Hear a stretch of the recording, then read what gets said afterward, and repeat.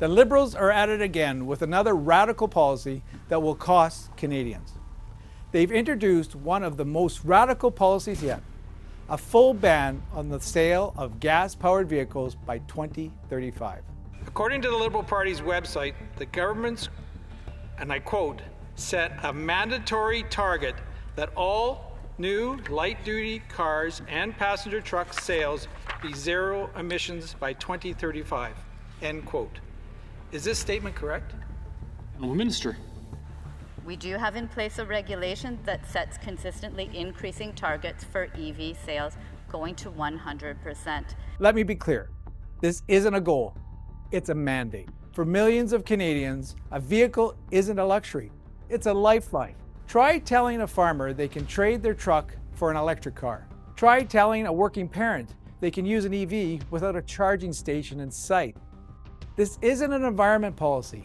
It's a fantasy that punishes the very people who build this country. A regulatory impact analysis conducted by the Environment Minister's own department said this ban would kill consumer choice, drive up vehicle prices, increase repair costs, damage roads, and jack up your electricity bill. I worked on that regulation directly, spoke with industry, and understand the impacts in the RIAS as well. The minister's very own department advised this would cost consumers at least $54 billion. Does the minister take her department's advice? Minister. Yes or no? Mr. Chair, what I said is I work with a strong public service, which we have, that provides strong advice. And the Liberals? They pushed ahead anyways.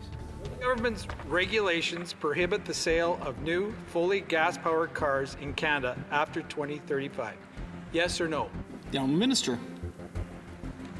Mr. Chair, the regulations have been set out as to setting towards how we make more EVs available to Canadians, moving in different progress stripes all the way to 2035, and that regulation remains in place. Meanwhile, even the auto industry is pulling back. Honda, Ford, General Motors, they're all cutting EV production because of low demand.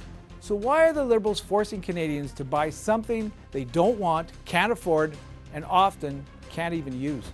When Henry Ford introduced the automobile, he said it should be so affordable that any worker could own one and enjoy the freedom to drive across God's great open spaces. But now, the Liberals want to take that freedom away. They want government to control what vehicle you can buy. That's why Conservatives introduced a motion to scrap the Liberal gas-powered vehicle ban. Because in this country, the freedom to drive means the freedom to work, the freedom to raise a family, and the freedom to live. Unfortunately, the Liberals, NDP, and the Bloc Québécois defeated our motion. Together, they formed an anti-vehicle coalition that slammed the door on your freedom and your wallet. Make no mistake, this vote means the ban is alive and well. In less than 10 years, you'll be barred from buying a new gas-powered car or truck in Canada. If you believe that Canadians, not government, should choose what they drive, stand up with us and help stop the ban.